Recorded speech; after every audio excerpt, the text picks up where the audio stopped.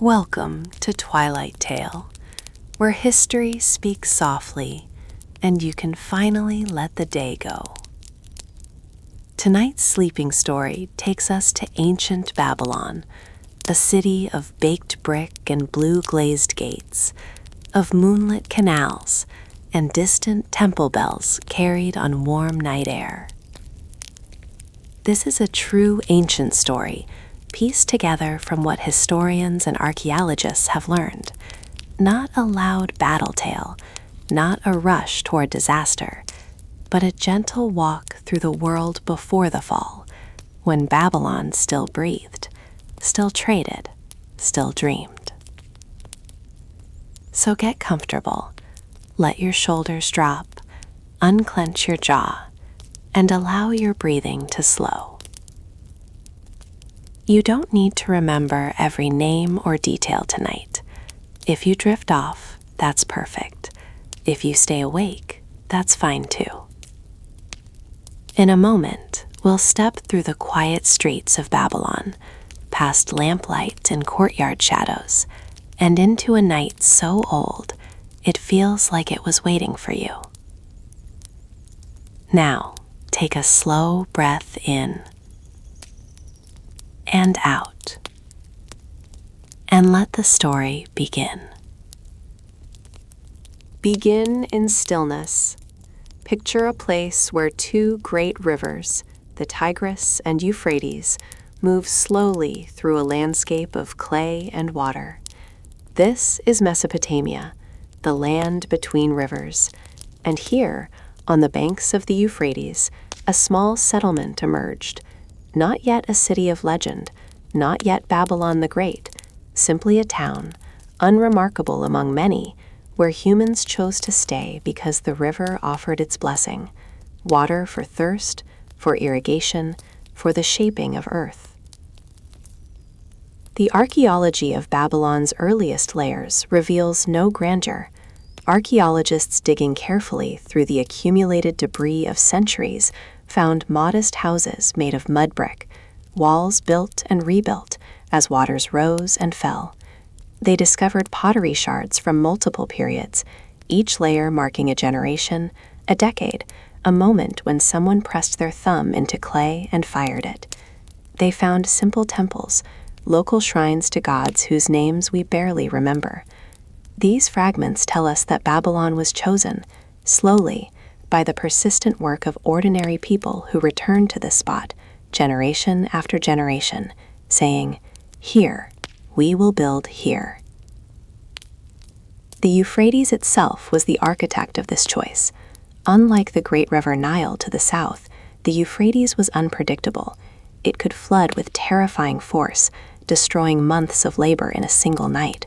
Yet it also brought life.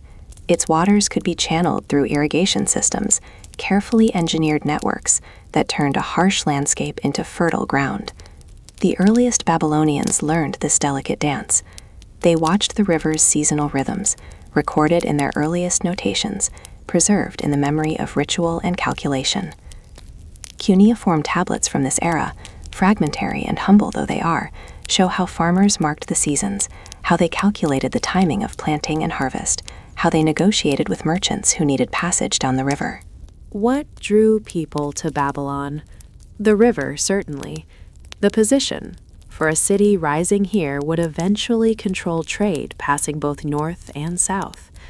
But also something intangible, the human instinct to build, to create permanence, to say, our name will be remembered here. Archaeological evidence shows no dramatic conquest, no invasion marking Babylon's beginning. Instead, we find the slow accumulation of choice. One family stayed, then another, then a community grew. Pottery styles changed gradually, showing contact with distant places. Artifacts revealed trade connections, materials not found in Mesopotamia appearing in layers that archaeologists can date. The cuneiform tablets from this early period are sparse and practical. They record land transactions, the division of property, the settling of disputes. They show us the mundane infrastructure of survival, who owned which parcel of irrigated land, what price was paid for a house, how inheritance passed to sons. In these bureaucratic fragments, we hear the voices of individuals, their hopes and conflicts preserved in the language of property and contract. A mother deeding her house to her son, a merchant calculating the weight of goods, a scribe recording the decision of judges. In the cool before dawn, imagine the first farmers of Babylon walking to their fields, their feet following paths worn by years of passage. The river mist rises around them.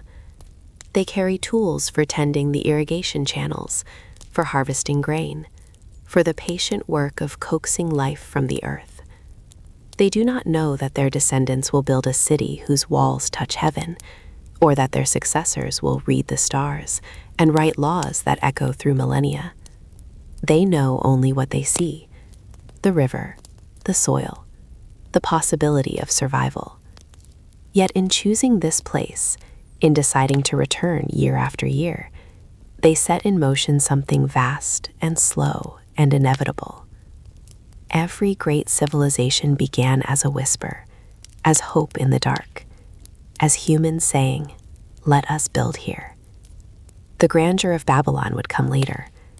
For now, listen to the sound of water wheels turning in the distance, the voices of workers calling to one another, the patience of time accumulating the small choices that become history. Time advances, centuries pass, marked in archaeological layers and in the cuneiform records of the scribes. Babylon, which had been a modest city among many, began to expand. A king named Hammurabi inherited a local dynasty and made a choice that would echo through history. He would transform his city not merely through conquest, but through law. The artifact exists still, preserved in museums, a monument of black diorite stone 8 feet tall. Carved into its surface is an image, a king standing before the sun god Shamash, and below, text, not narrative, not mythology, but law. 282 laws, inscribed in cuneiform wedges, covering every aspect of life. These are not abstract principles, they are specific. What happens if a builder's house collapses and kills the owner? What penalty for a doctor who performs surgery badly? What compensation if a merchant defaults on a loan? Each law addresses real human conflicts, the disputes that arise in any community. The genius of Hammurabi lay not in inventing justice, every civilization has sought order, but in his radical belief that law could be written, could be transmitted, could outlast the king himself. The stele was not meant to be hidden in a temple archive. It was meant to be public, placed where people could see it, where the words of the law were visible to all who passed. The famous formula appears repeatedly, an eye for an eye, a tooth for a tooth. But read deeper into the code, and you find something more subtle, the recognition that justice depends on context. The punishment for striking a social superior differs from the punishment for striking a social inferior. The system was not egalitarian by modern standards, but it was systematic, and systematicity itself was revolutionary. Imagine a scribe's hand, guided by the king's vision, engraving each law into permanence. The stylus strikes the stone, creating wedge marks that catch the light, that cast shadows. Each mark is a decision. This violation carries this consequence. This property dispute is resolved this way. This family configuration has these rights. The work took months, perhaps years. The precision required was extraordinary. Every mark had to be clear enough to be read in the varied light of streets and market squares. Cuneiform records from Hammurabi's reign show us the king as he wished to be remembered. His inscriptions proclaim his divine mandate. Shamash, god of justice, had chosen him to maintain order. His correspondence reveals his attention to detail. He involved himself in disputes, authorized irrigation projects, distributed grain during lean years. One letter complains about an official who was taking bribes. Hammurabi's response demands investigation. The voice that emerges is of a man genuinely concerned with being a good king, with creating a system in which the weak could appeal to authority and receive a hearing. Yet we must acknowledge what the code does not reveal. The laws are written for a society with clear class divisions: Elwilu, free persons; Mushkenu, commoners; and Wardu, slaves. A crime against a person of higher status carries a harsher penalty. Women have rights, but fewer than men. A wife can be repudiated. A widow status is precarious. Children who strike their parents face the possibility of losing their hand. The vision of order Hammurabi created was order for a hierarchical world, where justice meant maintaining the proper relationships between superior and inferior. Archaeological evidence shows that Hammurabi's code was copied extensively. Clay tablets found throughout Mesopotamia contain copies of the laws, sometimes fragmentary, sometimes complete. This distribution was not accidental. The king wanted his vision of law to spread through his territory, to be memorized, to shape conscience and conduct. In temples, scribal schools, the homes of officials, the code was copied again and again, each copy a statement. This is how we order our world. The stela itself survived conquest and centuries. It was carried away from Babylon to Susa, where archaeologists found it in the 20th century. It endures now in museum light, a monument to Hammurabi's vision. The Babylonian kingdom would fall, would be conquered, would become dust. Yet his code lived on, influencing legal systems across the ancient world and speaking still to anyone who reads it. The belief that order can be written, that law can transcend power, that even a great king must answer to something larger than himself. Rest in this thought as you listen. Somewhere in ancient Babylon, a judge held a tablet inscribed with Hammurabi's laws and decided a case based on the words of the king. The judgment was written, was recorded, would endure. In that moment, law became immortal. Listen to the soft scratch of the stylus on clay. This sound, though no one living has heard it, though it vanished into silence 4,000 years ago, is the voice of Babylon.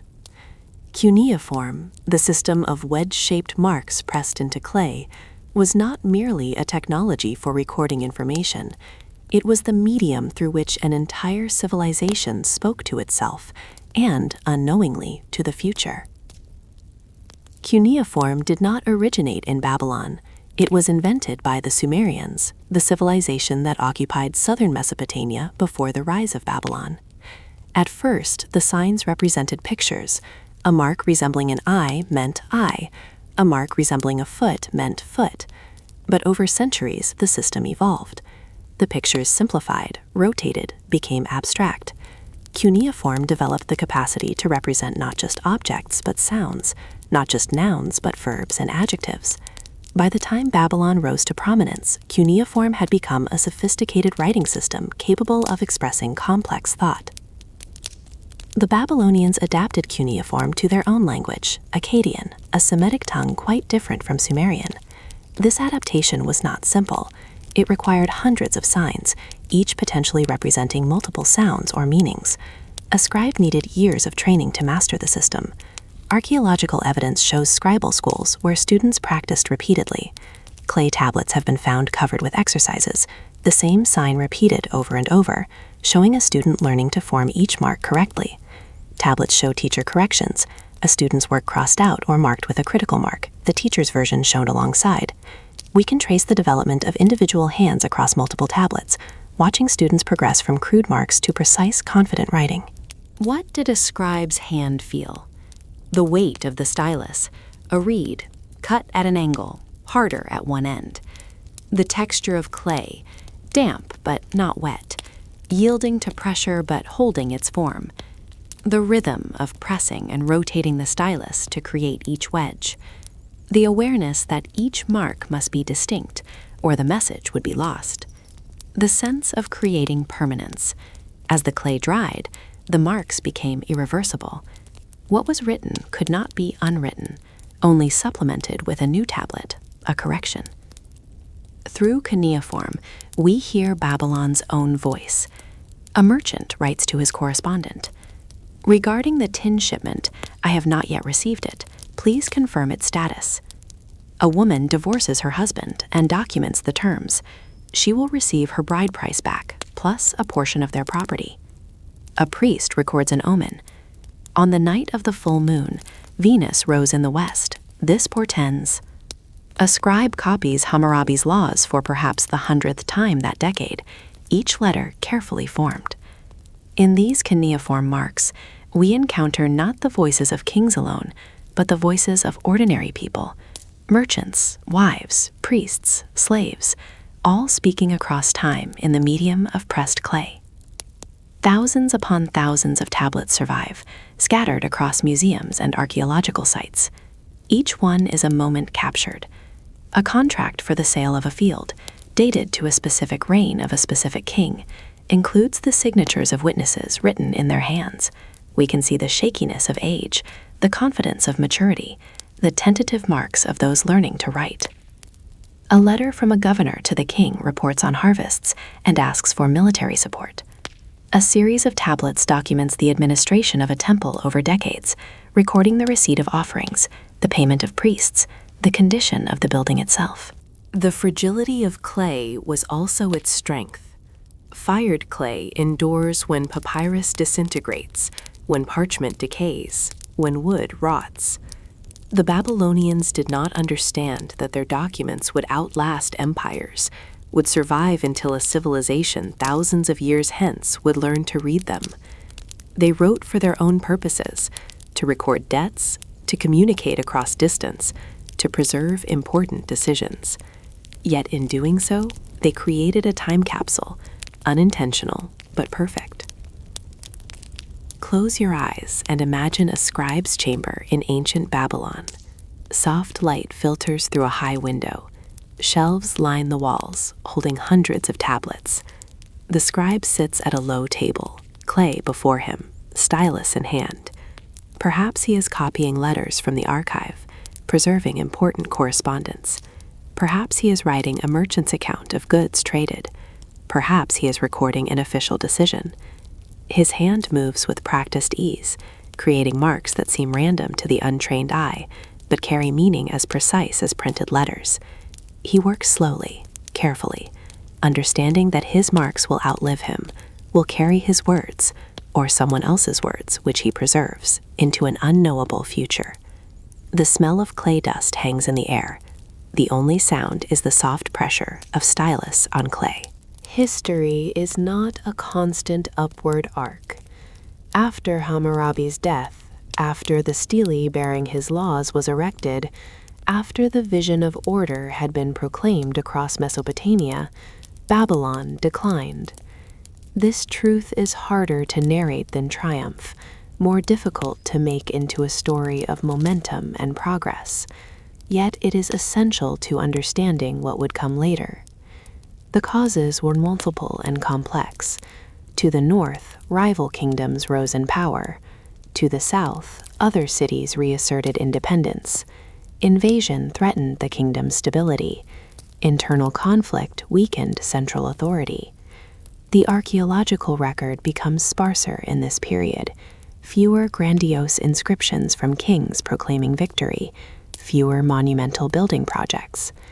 The tablets from this era are mostly practical, more business records, fewer royal proclamations. It is as if the voice of authority grew quieter, the sense of certainty diminished. Yet Babylon did not vanish. This is the crucial point. The city persisted. Archaeological layers show continued habitation, continued economic activity. Cuneiform records document the maintenance of temples, the performance of rituals, the continuation of trade. Scholars have debated the degree of Babylon's decline, whether it was catastrophic or gradual, whether the population dramatically decreased or held relatively steady. What we know is that the city lost the hegemonic power it had enjoyed under Hammurabi. It became, in the vocabulary of ancient politics, a provincial city, a place of local significance but not regional dominance. Imagine the experience of inhabitants during this period. The certainty of Hammurabi's law remained. The stele still stood. The code was still copied and honored. Yet the political situation was less clear. Who held ultimate power? Would the northern kingdoms invade? Would trade routes remain open? These questions lack the clear answers that had existed under a strong king. Daily life continued. Merchants traded, farmers harvested, priests conducted rituals. But there was an underlying anxiety, a sense of fragility. From a certain perspective, this dormant period was essential to Babylon's survival. The city learned to persist without absolute power, to maintain its identity while adapting to new political realities.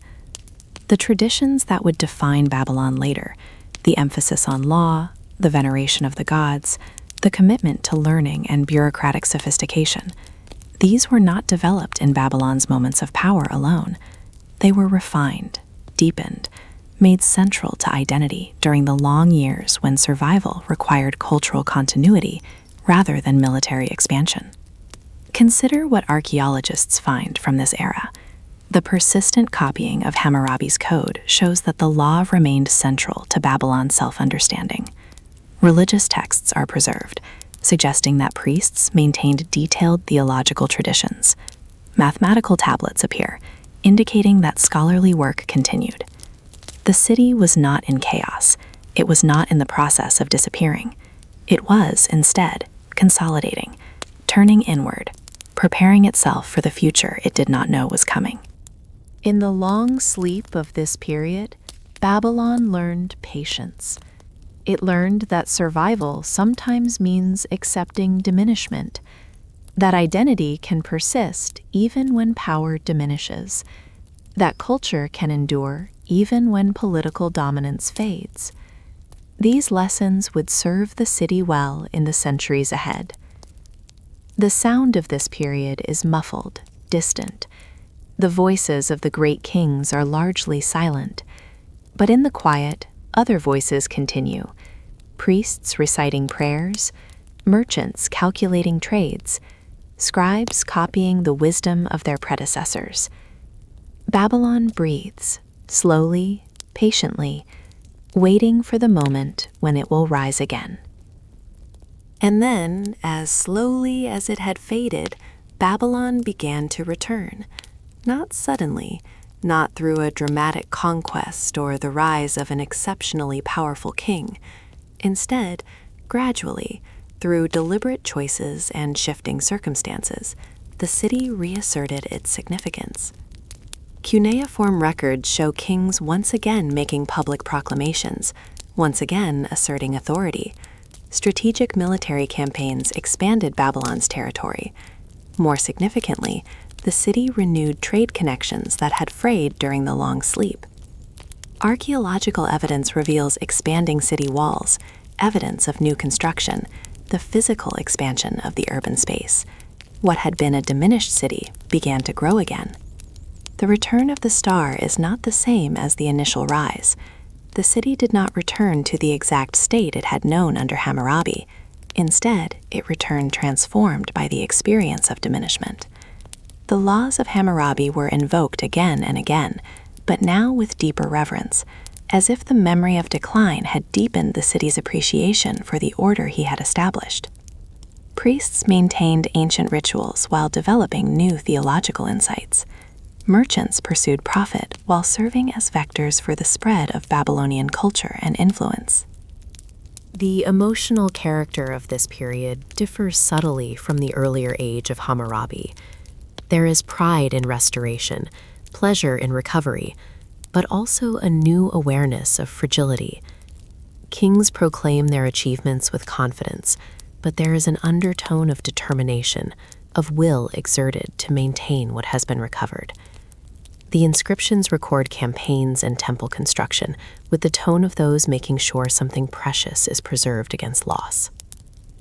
Archaeological excavations reveal the physical evidence of this recovery. Buildings are rebuilt, temples expanded, walls reinforced. The pottery styles show increased trade connections. Seals, small stone cylinders carved with intricate designs and used to mark ownership of goods, become more elaborate, suggesting growing wealth and sophistication. The cuneiform tablets multiply in number and complexity, evidence of an increasingly sophisticated administrative system. In this period, we begin to see Babylon not as a city of a single dynasty, but as a city that has learned to persist. The identity of Babylon is becoming something larger than any one king or generation. It is becoming a place known for law, for sophistication, for connection to the divine. It is a city that remembers its past and insists on a particular future. Imagine a merchant returning to Babylon after an absence of years, finding walls reinforced, new temples under construction, the streets more crowded with activity. The city has remembered itself. It has chosen survival and renewal. The star that had dimmed is becoming bright again, not as bright perhaps as once it was, but with a new quality of determination, a harder-won luminescence. History offers occasional paradoxes. Babylon experienced one of its longest and most stable periods of cultural florescence under foreign rulers. The Kassites, a people from the Zagros Mountains who came to Mesopotamia as conquerors, settled into the role of Babylonian kings and, remarkably, honored and preserved the civilization they had conquered. For 3 centuries, a span longer than the entire history of the United States, Kassite kings ruled Babylon, and the city flourished in peace. Rather than destroying Babylonian culture, the Kassites adopted it. They worshipped Babylonian gods, supported Babylonian temples, continued the legal and administrative systems they found in place. The city did not conquer. It did not dramatically expand its territory, yet it cultivated. In this remarkable period of stability, Babylonian culture achieved a kind of perfection, a ripeness, a depth of refinement that perhaps requires peace and time. The Kassite period is fascinating to archaeologists, precisely because it reveals what a civilization can accomplish when freed from the necessity of constant military defense. Rather than dramatic conquests and boastful inscriptions, the tablets from this era document artistic achievement, mathematical innovation, the deepening of religious understanding. Boundary stones, kudarus, were carved with elaborate Babylonian iconography, showing the depth of visual culture. Astronomical knowledge advanced, as priests systematized their observations of the heavens.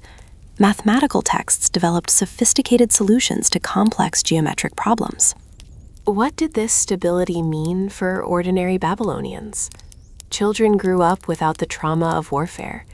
They attended scribal schools where they learned not just writing, but literature, mathematics, the intellectual heritage of their civilization. Merchants developed long-distance trade networks with confidence that they would not be disrupted by invasion.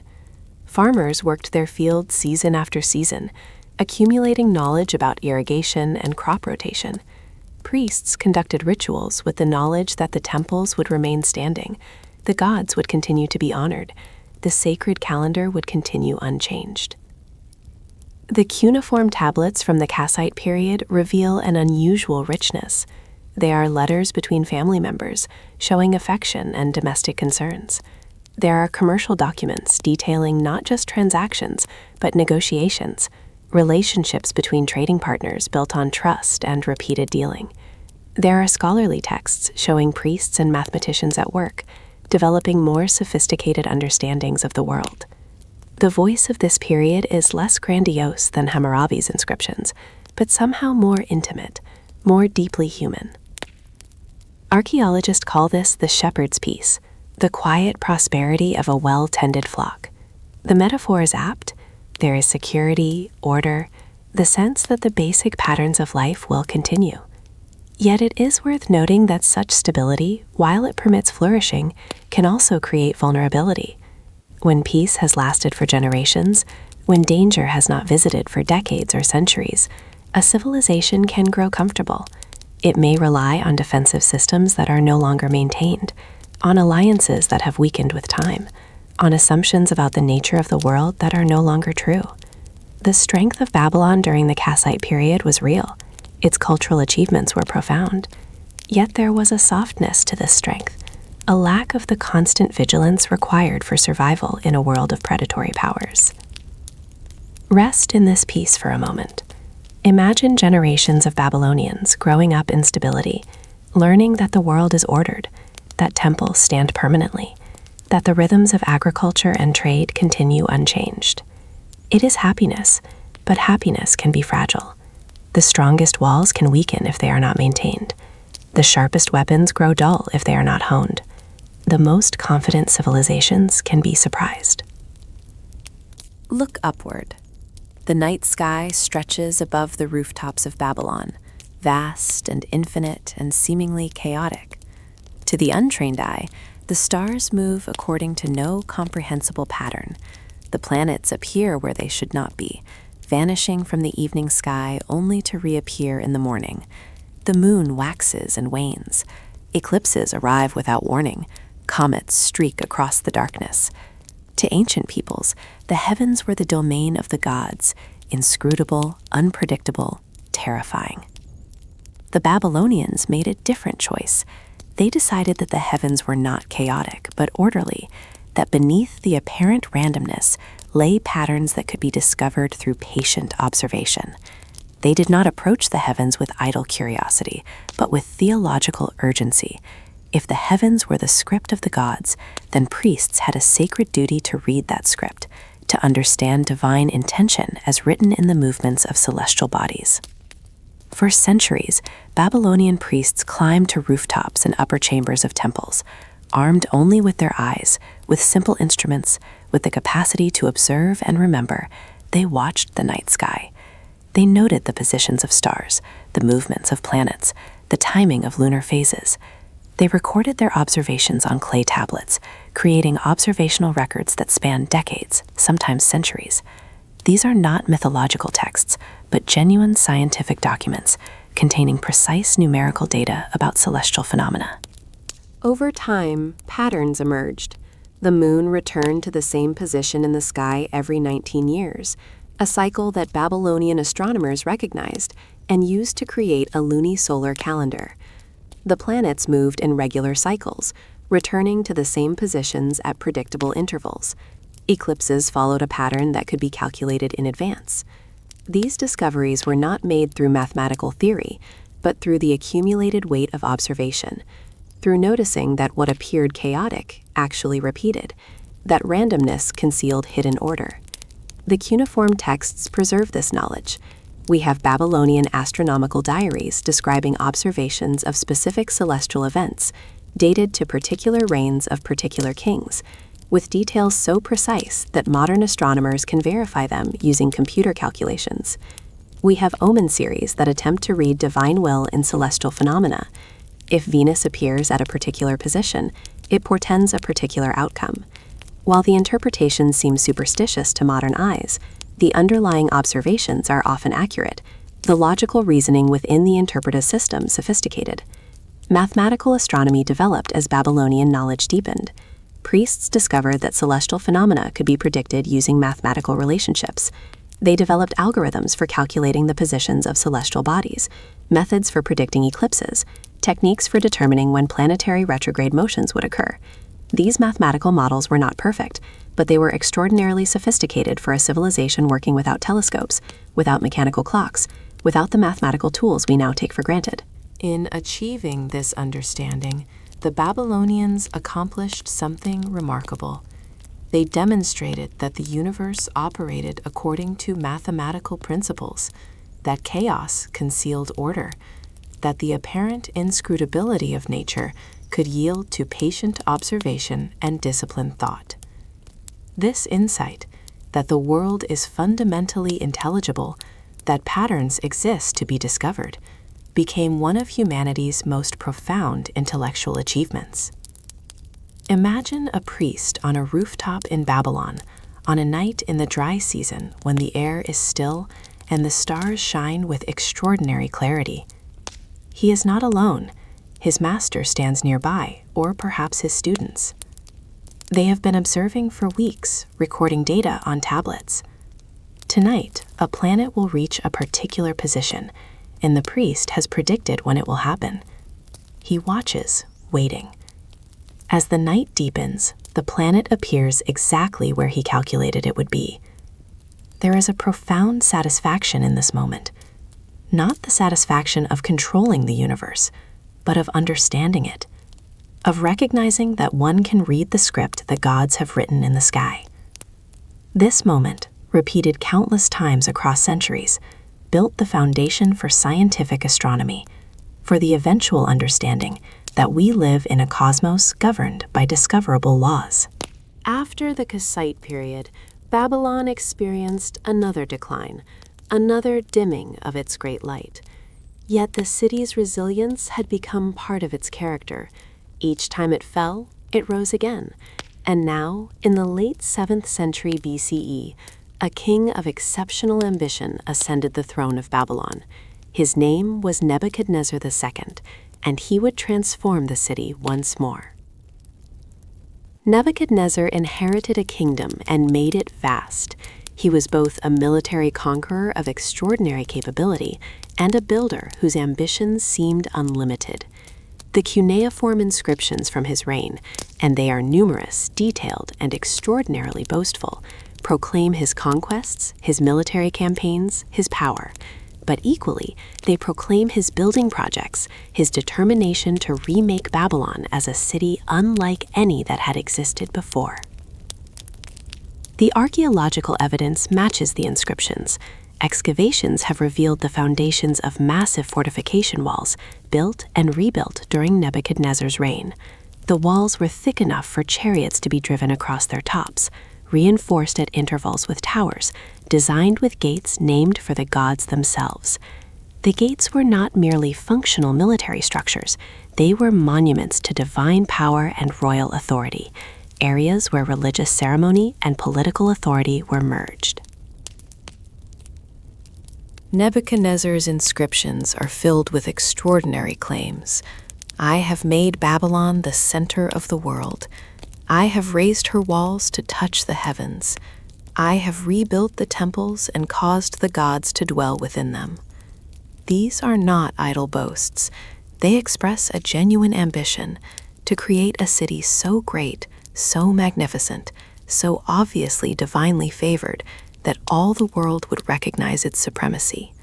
The king backed these ambitions with resources, vast amounts of labor, enormous quantities of materials, decades of sustained effort. The sound of this period is the sound of construction, of transformation. Thousands of workers moved stone blocks, laid new streets, erected walls. The sound of royal pronouncements, made repeatedly and extensively recorded, the king asserting his vision, commanding his will to be executed. The sound of ritual, as priests conducted elaborate ceremonies, dedicating new temples, new walls, new gates to the gods. The sound of commerce, as merchants took advantage of Babylon's growing power and prestige to expand their networks. Nebuchadnezzar's reign lasted for more than 4 decades, a span of time long enough for massive projects to be completed, for young children to grow into adults within a framework of constant change and growth. The city was remade in his image, stone by stone, street by street. What emerged was not simply a larger version of what Babylon had been, but something new, a city that announced itself as supreme, that declared its permanence in walls and temples and gates, that seemed to be proclaiming that this grandeur would endure forever. Yet even in this moment of triumph, there is something that a careful listener might detect, an anxiety beneath the boasting, a compulsive need to make the grandeur visible and permanent, a sense that glory must be constantly asserted and rebuilt to be believed. The inscriptions do not speak with the comfortable confidence of a civilization secure in its power, but with the intensity of a king determined to create permanence through the force of his will. He would have his walls stand forever. He would have his name remembered. He would have his Babylon last until the end of time itself. In the heart of Nebuchadnezzar's Babylon, at the culmination of his building program, stood a gate whose beauty has never been surpassed. The Ishtar Gate was reconstructed during the height of his reign, and it stood as a testament not to military power, but to artistic achievement and religious devotion.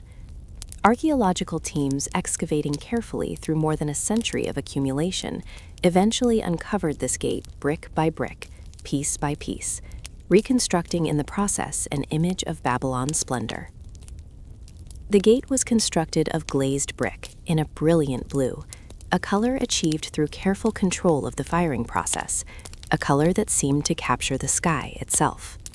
Inlaid in the blue were golden figures, lions, dragons, bulls, marching in procession, their forms created through the arrangement of colored bricks. The precision of the work was extraordinary. Each animal was composed of hundreds of individual bricks, each one shaped and fitted with such accuracy that the overall form emerged as if from a single vision. Modern conservators have marveled at the engineering skill required, the sophistication of the design, the patience of the craftspeople. The gate was dedicated to Ishtar, the goddess of love, fertility, war, and the evening star. It served not merely as a military entrance to the city, but as the ceremonial entrance for the New Year festival, the most important religious celebration in the Babylonian calendar. Once each year, the priest would lead the statue of Marduk, Babylon's patron god, from his temple through the streets. The procession would pass through the Ishtar gate, and in that moment, Babylon's religious identity would be publicly affirmed. The god would be seen by the people would witness their god. The boundary between the human and divine would be ritually crossed. Imagine standing before the gate in daylight, seeing the brilliant blue glazed brick catching the sun, the golden lions seeming to move in the play of light and shadow. The gate is wider than a modern house, tall enough that a mounted warrior is dwarfed by its scale. Inscriptions run along its sides, identifying it, dedicating it to the goddess. As evening approaches, torchlight illuminates the gate from a different angle, the blue seeming deeper, more mysterious. The golden animals glow in the wavering light, seeming almost to live. The gate represented the apex of Babylonian artistic achievement.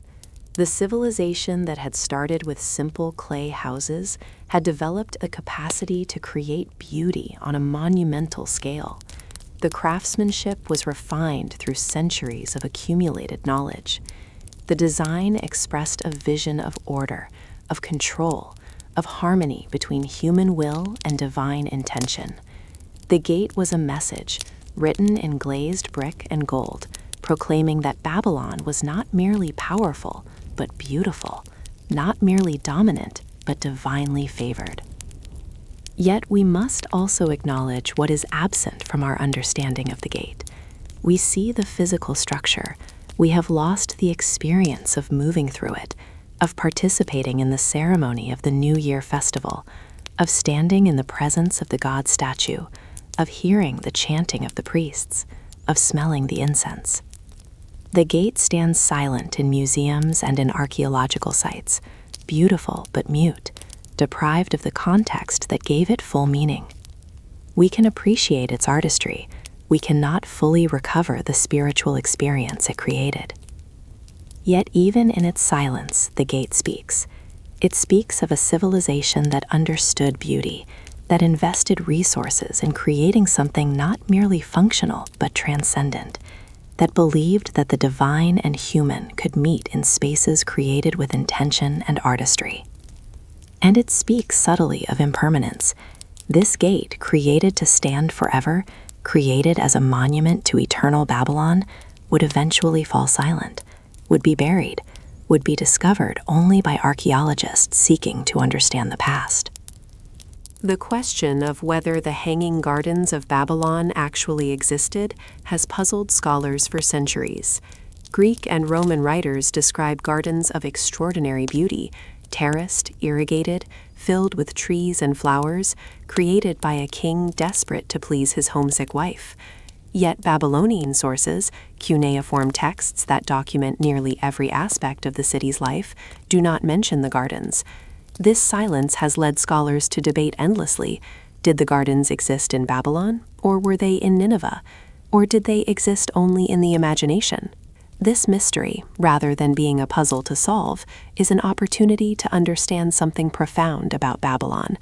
Whether or not the gardens existed as physical structures, they existed in the imagination of an entire civilization. Babylon, at its zenith, imagined creating paradise within its walls. At a time when the city was dominated by stone and brick, by the practical demands of empire, by warfare and commerce and bureaucracy, Babylon dreamed of gardens. Archaeological evidence shows that Babylon did know of gardens. Excavations have revealed palace gardens, irrigation channels designed specifically for horticultural purposes, seeds of plants discovered in ancient layers. Mesopotamian literature contains references to gardens, to the pleasure of walking among trees, to the cooling effect of water and vegetation. The desire to create beauty through horticulture was genuine. The knowledge was present, the means were available. What is uncertain is whether a garden of the scale and magnificence described by Greek sources was actually constructed. But consider what the story reveals, regardless of its historical accuracy. A king wishes to please his wife, who is homesick for the mountains of her homeland. He commands his engineers to create something impossible in Mesopotamia: a terraced garden, lush with vegetation, fed by water pumped to height to create an illusion of mountain streams. The story speaks to a fundamental human desire: to transcend the limitations of landscape, to create beauty, to engineer paradise against harsh reality. It speaks to the power of love to command resources, the ambition of kings to make the impossible real. Imagine such a garden if it existed: water cascading from terrace to terrace, the sound of flowing water in a desert city, the scent of flowering plants, the sight of green vegetation in a landscape otherwise dominated by stone and brick, the cooling effect of water mist in summer heat, the shade of trees, the sense that human will could command nature, could create oasis in the midst of dust, could make something beautiful and alive in a city of walls and temples. In the space between historical evidence and ancient memory, the gardens live. We water them with imagination, grounded in the very real Mesopotamian desire to transcend landscape, to make paradise from stone and water. Whether they existed or not, the hanging gardens represent the longing of a great civilization, to be not merely great, but beautiful, not merely powerful, but capable of creating wonder. Listen carefully in the darkness. In the years following Nebuchadnezzar's death, in the reign of weaker kings, something shifted. Not suddenly, not dramatically, but subtly, in the texture of cuneiform documents, in the tone of administrative records, in the anxious interpretations of omens. A sense of unease emerges. The last kings of Babylon ruled for shorter spans, more troubled reigns. Construction projects slowed. The ambitious tone of royal inscriptions diminished. Administrative documents became more defensive, as if officials were bracing for something. Priests' diaries, tablets where priests recorded observations and interpretations, contain more omen texts, more attempts to read divine will. There is the sense of a civilization listening intently for signals from the gods, asking urgent questions. What does the future hold? Why are the omens troubling? Why does Venus appear where we did not expect? Archaeological evidence from this period is sparse compared to the reign of Nebuchadnezzar. There is less evidence of new construction, more evidence of maintenance of existing structures. The tone shifts from creation to preservation, from ambition to caution. It is as if Babylon was holding its breath, waiting for something it could sense but not yet see. What did inhabitants feel in this period of creeping unease? Not yet fear, but awareness, the knowledge that something is changing, that the great stability might be ending. Merchants may have begun to hedge their bets, diversifying their trade networks, not placing all confidence in Babylon's permanence. Officials may have begun to doubt, to wonder whether the walls that had seemed eternal might be tested. Parents may have held their children a little more closely, conscious of living in a moment of transition. To the north and east, a new power was rising. Cyrus of Persia was building an empire with unprecedented speed and scope. Babylon's spies, and surely it had them, were bringing news of this rising threat. Yet the response was uncertain.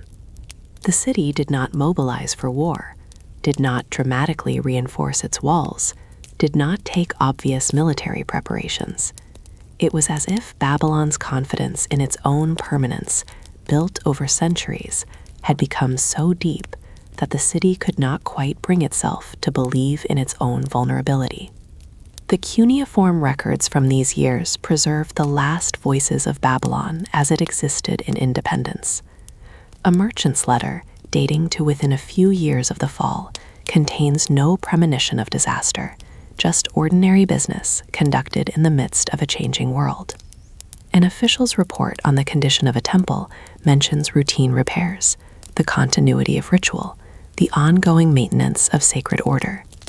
A scribe copies Hammurabi's laws for perhaps the 10,000th time, each letter carefully formed, preserving the wisdom of the ancient king for an audience he does not yet know will be living under foreign rule.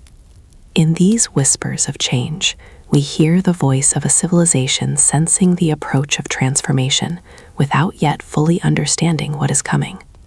The comfortable certainty of the past is fading. The future, once assumed to be a continuation of the present, is becoming uncertain.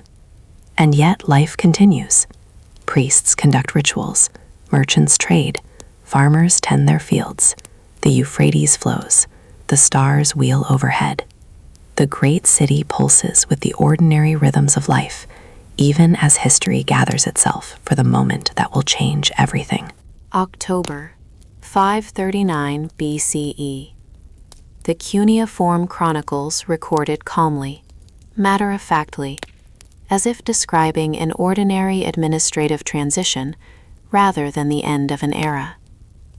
Cyrus of Persia approached Babylon with his army. He did not lay siege. He did not assault the walls. The city opened its gates.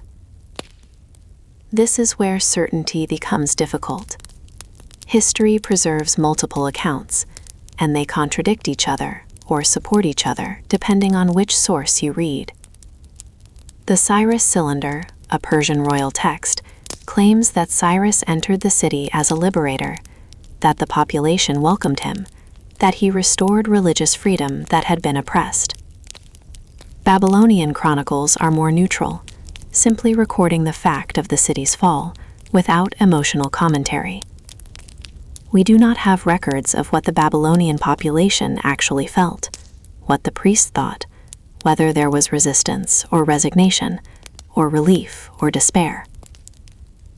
What we can observe is this: Babylon did not vanish on that day. The city continued. Temples continued to function, priests continued to conduct rituals, merchants continued to trade. There was continuity in the midst of change. Religious practices that had been maintained for centuries were, under the Persian regime, largely preserved. The cuneiform language continued to be used in administrative documents. Life continued with a strange normalcy, even as the fundamental reality had shifted. Babylon was no longer independent, no longer the center of its own world, no longer a power that set the terms of its own fate. Imagine the moment the gates opened. Did soldiers march through? Did they encounter resistance? Or did they enter peacefully, their entry almost anticlimactic, lacking the drama that siege and assault would have provided? We do not know. The cuneiform record is silent on such details. What it tells us is that the change of rule occurred, that it was accepted, that the machinery of administration adapted to new masters. Something profound had ended, yet something had endured. The walls that Nebuchadnezzar had so proudly built still stood. They did not crumble at the moment of conquest. The temples remained. The streets were still there. The Euphrates still flowed. Yet Babylon's identity had shifted, subtly but fundamentally. It was no longer the center of its own empire. It was now a province, a city of importance certainly, but a city whose ultimate authority lay elsewhere, in the Persian court, in the decisions of a foreign king. The cuneiform record itself tells us something about what mattered most. After the fall, the scripts continued. Babylonian language continued to be written on clay tablets. The archives of merchants, the documents of officials, the records of priests, all these continued. The Babylonian commitment to the written word, to the preservation of knowledge and memory in cuneiform, persisted even when political independence had been lost. The scribes kept writing. The culture kept transmitting itself. Though Babylon was no longer sovereign, it remained Babylon. Close with profound uncertainty, which is the only honest place to close when dealing with history. We mark the date of Babylon's fall, October 539 BCE, yet we cannot know the felt experience of that moment. We can trace the administrative transition in cuneiform documents, yet we cannot recover the emotions of those who lived it. We know what happened next. Babylon persisted as a city, maintained its cultural traditions, continued to matter. Yet something had ended. The independence was gone. The era of Babylon as a world power had closed. On the night of the conquest, priests may have stood in the temples and wondered what would happen. Merchants may have contemplated how trade might change under Persian rule. Families in their homes may have felt a complex mixture of emotions: fear of the unknown, perhaps relief that the threatened catastrophe had come without violence, perhaps anxiety about what daily life would mean under foreign rule. The stars wheeled overhead, as they always did, indifferent to the concerns of mortal powers. The Euphrates flowed, as it always flowed, carrying the life of the land forward. And yet, in that night and the nights that followed, the cuneiform scribes continued their work. They recorded the transition, documented the new arrangement, preserved for the future a memory of what had been. In doing so, they ensured that Babylon would not be entirely lost, that the voices of its people, priests and merchants and officials and ordinary citizens, would continue to speak across the centuries, preserved in clay, waiting for future generations to listen. The city fell, but the memory lived on. The empire ended, but the culture persisted. The walls would eventually crumble, yet the words inscribed in cuneiform would endure, carrying Babylon's voice into an unknowable future. Rest now. Let the silence of the ancient night hold you. Babylon stands at the threshold, about to cross into a new era. The gates have opened. The stars continue their eternal dance. And in the darkness, the scribes continue to write, preserving memory, ensuring that voices from 4,000 years ago will reach you here, in this moment, in this quiet space between waking and sleep. And now, the city grows quieter. The last footsteps fade into the warm dark. The lamps burn low, and Babylon, vast, brilliant, and fragile, rests beneath the patient stars. You've traveled through a world that once was real, a place of rivers and stone, of prayers whispered into night air, and ordinary lives lived inside extraordinary walls. If you're still awake, let this be the moment you stop holding the day. Let your thoughts loosen, like sand slipping through gentle fingers. Slow breath in and out. Thank you for spending this time with Twilight Tale. If this story helped you unwind, you can quietly like the video and subscribe for more sleeping history. Soft stories from the ancient world, told to help you rest. Now there's nothing else you need to do. No need to solve or plan or replay. Just keep sinking into the pillow and let the night carry you the rest of the way. Good night, and I'll meet you again in the next Twilight Tale.